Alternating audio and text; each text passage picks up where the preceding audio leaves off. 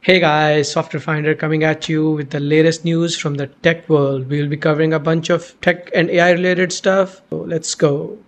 Google Discover has added AI summaries, which are a huge deal for publishers. As of July, Google Discover will now have a news feed which includes short AI summaries. They have included a disclaimer that this is AI generated and may not be 100% accurate. News sources around the world are concerned about what this says about publishers' future and how people can consume the news, because now they won't be going straight to reputable news sources. They'll be going direct to the AI summaries, which may create misinformation, something to look out for in 2025. It's interesting that, you're talking about Google Discovery using AI features. Cloudflare has made a pretty big move. Almost 20% of the world's traffic goes through Cloudflare. Google has implemented AI into their Discover mode. Cloudflare seems to have sort of a counter to that. Generally, publishers were kind of scared that they will lose traffic. Now, Cloudflare has implemented a system in beta that will allow publishers to basically charge any AI crawler that goes through them. This opens up potential for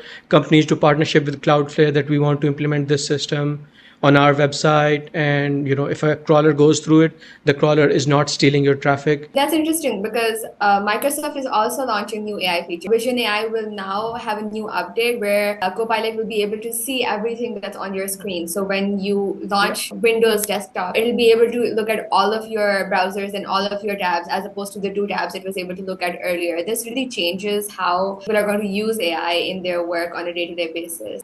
Some people are concerned about what this has to say about users' privacy and what Microsoft will do in terms of adding new updates to protect user privacy. It's interesting that they're adding all of these AI features that will play a huge role in how people work. It's a bit like, how we have Gemini on your mobile phones, but now it's being added to your laptops and desktop devices. Obviously, and, the future of AI. And I think this is the biggest news that traditionally China has gotten like really weak chips when it comes to powering their AI technology. After Nvidia finally became the world's first $4 trillion company, I guess they got some extra benefits with that. And now they are able to sell their slightly higher end chips to China as well.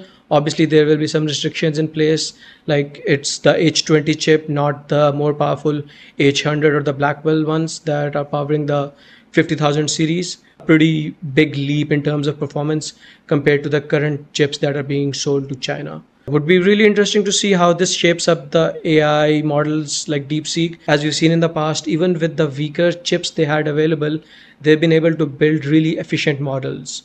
And now you combine that efficiency with more powerful chips, they might even be putting behind ChatGPT and Gemini. Next year, we could see Nvidia become a $5 trillion company and DeepSeek becoming the top AI model in the world. Definitely. I think that one thing that this does show is that AI is going to play a huge role in all aspects of work and just life in general. And all companies are competing to add just the best, latest AI features Yeah, to all of their platforms there across the is board. a AI race, and Nvidia is definitely leading the charge with it because they are pretty much the only, not really the only, but the ones that are most, the biggest providers of the Tensor Core chips in the market. And the others are nowhere even close to these. They plan to have over 100 million NVIDIA GPUs powering their data centers. Doesn't seem like NVIDIA or the AI race is stopping anytime soon.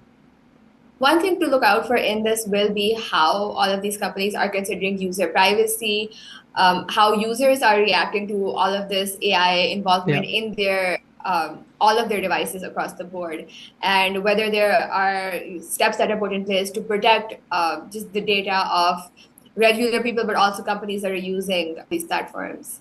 Yeah, definitely. That is going to be a major concern for most of these people. I And think that that's is it. it for I think we're done. this week, everyone. We will be back next week.